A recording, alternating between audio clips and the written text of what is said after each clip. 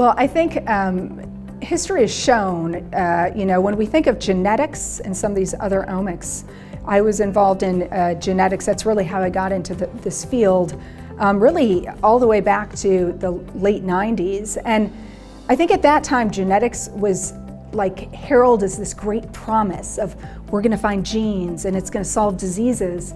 And what's really ended up happening is we found genetic variants, we found things with RNA and other omic data, but we really have had trouble translating that into something that is clinically relevant that we can actually have an effect on.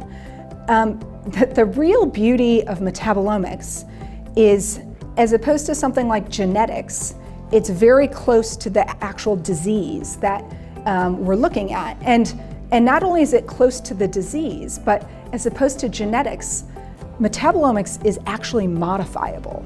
That is, it's very straightforward to have biomarker development or drug treatment when you're looking at metabolomics, because basically a lot of the drugs that are used today are metabolites. So it really enables us to have something that can actually even use some of those prior omics like genetics and transcriptomics, epigenetics, but take it to the point where it's really right before disease or preceding disease and develop translational approaches that are impacting really at a critical stage. And I've really seen this over and over again when I've looked at a lot of different genetic variants and we're trying to understand them. At the end of the day, metabolomics is really the thing that bridges these former omics with disease. And not only that, but it's translatable and usually has easy medical targets. I've just talked about how metabolomics really, I think, is a key place for translation.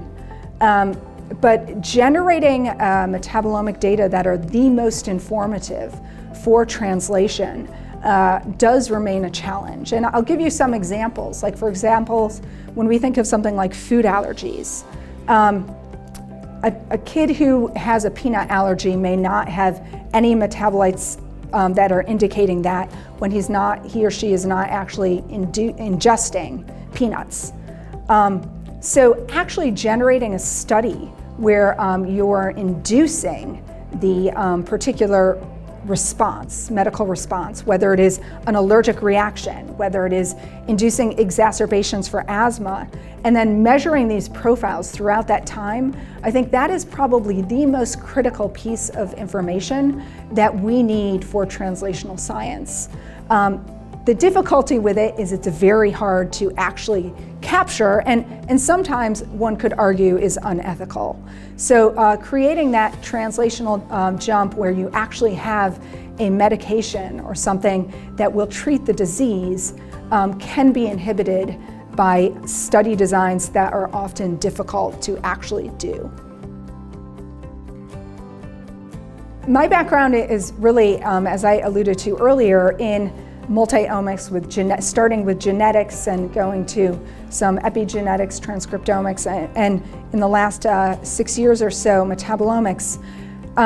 Really, the foray into VOCs is new for me, and making the connection of the metabolome that you may see in blood, plasma, stool, or urine, and in VOCs is really new. I think the real promise there is that VOCs are so easy to take and then measure, and it's now at the point where it's very reliable and to actually measure them.